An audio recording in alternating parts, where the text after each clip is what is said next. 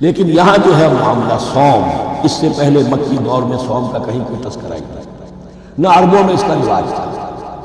یہ لفظ بھی عربی زبان میں تھا گھوڑوں کے، گھوڑے روزہ رکھتے تھے، رکھتے کیا تھے بیچارے، انہیں رکھوایا جاتا تھا، کیونکہ عربوں کا جو معاملہ تھا وہ لوٹ مار، غارت گری، اور اس کے لیے انہیں چاہیے تیز رفتار سواری، جاؤ حملہ کرو، لوٹو مارو اور بھاگو۔ اونٹ جو ان کی فضا اور ان کے ماحول کے لیے مناسب تھا وہ زیادہ تیز دوڑ نہیں سکتا، اپنی اس ضرورت کے لیے گھوڑا چاہیے تھا۔ گھوڑے میں عرب کا سخت موسم برداشت کرنے کی عادت نہیں، نازک جانور ہے، پیاسا تو نہیں رہ سکتا 7 دن تک جیسے کہ اونٹ رہ سکتا ہے، بھوکا نہیں رہ سکتا، وہ لو کے تھپیڑے نہیں برداشت کر سکتا، لہذا عرب اس کو رکھواتے تھے روزہ، کھانا پینا بند کیا اور اس کے جو ہے منہ کر کے کھڑے ہو گئے جب گرم تیز ہوا چل رہی ہے، خود تو اپنے آپ کو لپیٹ لیا اپنے گھٹنے میں، گھترا کہلاتا ہے وہ جو بھی کپڑا اوپر ہوتا ہے، اور وہ اس گھوڑے کو جو ہے وہ ساری آگ اس پر برس رہی ہے تاکہ اس میں عادت پیدا ہو جائے جھیلنے کی، برداشت کرنے کی۔ تو جنگ کے موقع پر کہیں یہ دگا نہ دے جائے، اگر یہی ہمت ہار گیا تو اس کا تو کیا کیا جائے گا، تو اصل میں سوار ہے دوبارہ نہیں۔ یہ روزہ ان کے ہاتھ تھا، لیکن جب حضور آئے مدینے میں تو یہاں یہود میں روزے کا رواج تھا۔ وہ ایک تو عاشورہ کا روزہ رکھتے تھے، اس لیے کہ وہ تاریخ تھی جس میں کہ نجات ملی تھی بنی اسرائیل کو فرعونیوں سے۔ پہلے یہ کہ ہر مہینے میں 3 روزے، اب اگر 30 کے 30 روزے ایک ہی مہینے میں فرض کر دیے گئے ہوتے اور وہ ہوتے جون جولائی کے، جان نکل جاتی۔ بہترین تدبیر یہ کی گئی ہر مہینے میں، اور یہ موسم سارے آ رہے ہیں۔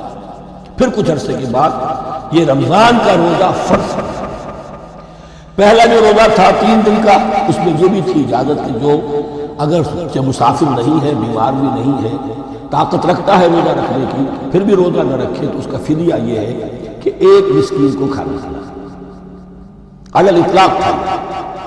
جب رمضان کے روزے کی فرضیت ہو گئی تو اب یہ فدیہ نہیں ہے، البتہ حضور نے اس کو باقی رکھا ایسے شخص کے لیے جو بہت بوڑھا ہے، یا کوئی خاتون بہت بوڑھی ہے برداشت نہیں کر سکتی، یا کوئی بیمار ہے، کسی سخت ایسی بیماری میں ہے کہ روزہ اس کے لیے جان کے لیے ہلاکت کا اندیشہ ہو سکتا ہے، اس کے لیے فدیہ برقرار رکھا۔ عام طور پر صحت مند شخص مسافر بھی نہ ہو اس کے لیے یہ رعایت ختم ہے۔ یہ ہے ان آیات کی تعبیر جس پر میں پہنچا ہوں۔ میں بہت عرصے بہت پہلے پہنچ گیا تھا، لیکن چونکہ اکثر مفسرین نے یہ بات نہیں لکھی ہے تو میں جھجکتا رہا، لیکن بعد میں مجھے معلوم ہوا کہ مولانا انور شاہ کاشمیری رحمۃ اللہ علیہ کی رائے یہی ہے، تو مجھے اعتماد ہو گیا، اور پھر مجھے اس کا ذکر جو ہے یہ تفسیر کبیر میں امام راضی کے ہاں بھی مل گیا کہ متقدمین کے ہاں یہ رائے موجود تھی کہ پہلی 2 آیتیں جو ہیں اس روزے سے متعلق یہ رمضان کے روزے سے متعلق نہیں ہیں، بلکہ وہ 3 ہر مہینے کی 13، 14 اور 15 ایام 20 کے روزے حضور نے بعد میں بھی رکھے ہیں نفل، لیکن شروع میں یہ 3 روزے رکھنے کا حکم دیا گیا تھا۔ پہلی 2 آیتیں اس 6 آیتوں پر مشتمل رکوع، اور یہ ایک عجیب مقام ہے۔ قرآن مجید کے احکام بہت دفعہ ہے، نماز کے احکام قرآن میں بہت دفعہ ہیں، کہیں وضو کا ہے، کہیں تیمم کا ہے، کہیں اور نماز خوف کا ہے، مختلف جگہوں پر، لیکن صوم کی عبادت پر یہ 6 آیات کامل ہیں، مکمل ہیں، اس کی حکمت، اس کی غرض و غایت، اس کے احکام سب کچھ ہے۔ اب پہلی 2 آیتیں کون سی ہیں؟ یا ایھا الذین آمنوا کتب علیکم الصیام کما کتب علی الذین من قبلکم لعلکم تتقون، اے ایمان والو تم پر بھی فرض کیا گیا روزہ رکھنا، جیسے کہ فرض کیا گیا تھا تم سے پہلوں پر، تاکہ تمہارے اندر تقویٰ پیدا ہو جائے۔ وہ جنگ کے لیے کرواتے تھے گھوڑوں کو تیار، انہیں تقویٰ کے لیے اپنے آپ کو تیار کرنا ہے، بھوک کو قابو میں رکھ سکو، شہوت کو قابو میں رکھ سکو، پیاس کو برداشت کر سکو۔ اللہ کی راہ میں جنگ کے لیے تمہیں نکلنا ہوگا، اس میں بھوک بھی آئے گی، پیاس بھی آئے گی، اپنے آپ کو تیار کرو جہاد کے لیے۔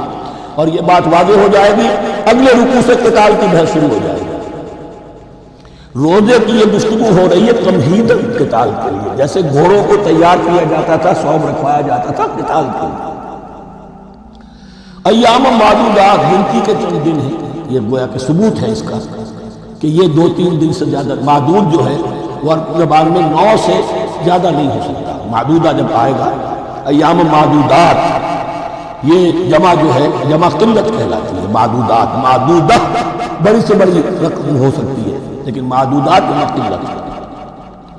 گنتی کے چند روز ہیں. فمن کان منکم مریضا، ان میں بھی یہ رعایت ہے کہ جو تم میں سے بیمار ہو او علی سفر، یا سفر پر ہو، فعدۃ من ایام اخر، تو وہ تعداد پوری کر لے دوسرے دنوں میں. وعلی الذین یطیقونہ، اور جو اس کی طاقت رکھتے ہوں، فدیۃ طعام مسکین، وہ فدیہ دے ایک مسکین کا کھانا کھلائے. ان آیات کی تفسیر میں جیسا کہ میں نے عرض کیا مفسرین کے بہت سے اقوال ہیں، اب میں اس کی بحث میں نہیں جا سکتا. جو میں نے اپنے مطالعے کے بعد رائے قائم کی ہے میں صرف وہی بیان کر رہا ہوں کہ اس وقت یہ امام راضی کے الفاظ ہیں کہ یہ فرضیت الگ تعیین نہیں تھی بلکہ الگ تخییر تھی. فرض تو ہے روزہ، لیکن اس کا بدل بھی دیا جا رہا ہے. اگر تم نہیں رکھنا چاہتے تو تم ایک مسکین کو کھانا کھلا دو. تو گویا کہ تدریجاً انہیں لانا تھا، کیونکہ اس بات کے وہ پہلے سے عادی نہیں تھے. فمن تطوع خیرا فهو خیر اللہ، اور جو اپنی جی سے اپنی مرضی سے خیر کرنا چاہے تو اس کے لیے خیر ہے، روزہ بھی رکھے اور مسکین کو کھانا بھی کھلائے، دونوں کام کرے، تو اس میں کوئی رکاوٹ تو نہیں، اس کے لیے بہتر ہوگا. وَأَن تَصُومُوا، اور دیکھو اگر روزہ رکھو، خیر لکم ان کنتم تعلمون، یہ تمہارے لیے بہتر ہے اگر تم جانتے. اب یہاں بھی ایک طرح کی رعایت کا انداز ہے. اب آ رہی ہیں دو آیتیں جو خاص رمضان کے روزے سے متعلق ہیں، حکمت اور غرض و غایت. پھر ایک آیت طویل آئے گی احکام، اور پھر ایک آیت آئے گی لٹمس ٹیسٹ. یہ 6 آیت ہیں. شہر رمضان الذی انزل فیہ القرآن، رمضان کا مہینہ وہ ہے جس میں قرآن نازل کیا گیا. ھدی للناس وبینات من الھدی والفرقان، لوگوں کے لیے ہدایت اور ہدایت کے بھی روشن بینات باتیں، والفرقان اور حق و باطل میں فرق کر دینے والی چیز. فمن شہد منکم الشہر، تو جو کوئی بھی پائے اس مہینے کو، یا جو شخص بھی مقیم ہو اس مہینے میں، مسافر نہ ہو، فلیصم، اس پر لازم ہے کہ روزہ رکھے. اب وہ وجوب علی التخییر ختم ہو گیا، اب وجوب علی التعیین، اب یہ لازم ہے، یہ رکھنا ہے. ایک رعایت باقی رکھی، ومن کان مریضا او علی سفر فعدۃ من ایام اخر، جو بیمار ہے یا یہ کہ سفر پر ہے وہ تعداد پوری کر لے دوسرے دن. یرید اللہ بکم الیسر ولا یرید بکم العسر، اللہ تمہارے ساتھ آسانی چاہتا ہے، سختی نہیں چاہتا.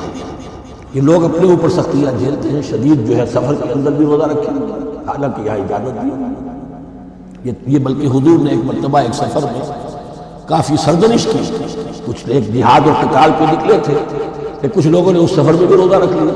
نتیجہ یہ ہوا کہ سفر کے بعد جہاں منزل میں اب جا کر خیمے لگانے تھے وہ نڈھال ہو کر گر گئے.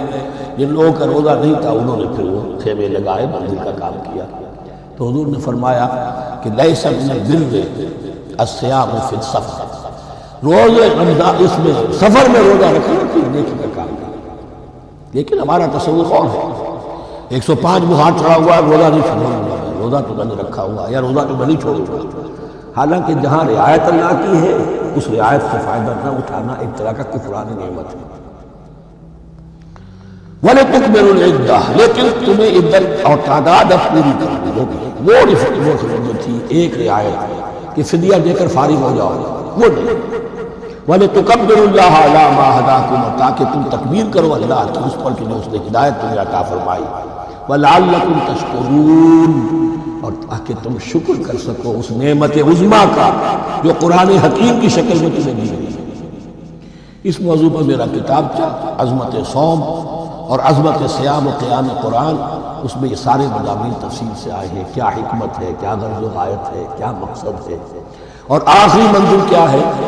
وَإِذَا سَأَلَكَ عِبَادِي عَنِّي فَإِنِّي قَرِيبٌ. مطلوب تو یہ ہے کہ تمہارا جو یہ جسم حیوانی ہے یہ کچھ کمزور پڑے، روح ربانی جو تم میں پھونکی گئی ہے اسے تقویت حاصل. دن میں روزہ رکھو، اس حیوانی وجود کو ذرا کمزور کرو، دباؤ اس کے تقاضوں کو. رات کو کھڑے ہو جاؤ، اللہ کا کلام سنو اور پڑھو، تاکہ تمہاری روح کی آبیاری ہو، اس پر حیات، آب حیات کا ترشح ہو. نتیجہ کیا نکلے گا؟ تمہارے اپنے اندر سے ایک پیاس ابھرے گی. وَإِذَا سَأَلَكَ عِبَادِي عَنِّي فَإِنِّي قَرِيبٌ، تقرب الی اللہ کا جذبہ پیدا ہوگا. تو اے نبی، جب میرے بندے، ایسے بندے آپ سے میرے بارے میں سوال کریں ان کو بتا دیجئے میں قریب، دور نہیں. یہ حقوق انسانی کا میرے نزدیک دنیا میں سب سے بڑا میگنا کارٹا ہے۔ اللہ اور بندے کے درمیان کوئی فصل نہیں، فصل اگر ہے تو تمہاری اپنی خباثت ہے، اگر تمہاری نیت میں فساد ہے، حرام خوری تو کرنی ہے، تو اب کس منہ سے اللہ سے دعا کرو؟ پھر جاؤ گے کسی پیر کے پاس، آپ دعا کر دیجیے، یہ نذرانہ حاضر ہے۔ یہ طریقہ کیا ہے؟ انسان کا نفس حائل ہے اور کوئی نہیں، ورنہ ہم تو مائل بے کرم ہے، کوئی سائل ہی نہیں، راہ دکھنا ہے کسی رہنم منزل ہی نہیں، کوئی پوپ نہیں، کوئی پنڈت نہیں، کوئی پادری نہیں، کوئی پیر نہیں، کوئی نہیں، جب چاہو اللہ سے ہم کرم ہوگا، اس سے بڑا حق کیوں خالق و مخلوق میں حائل رہے پردے؟ پیران کلیسا کو کلیسا سے اٹھا دو۔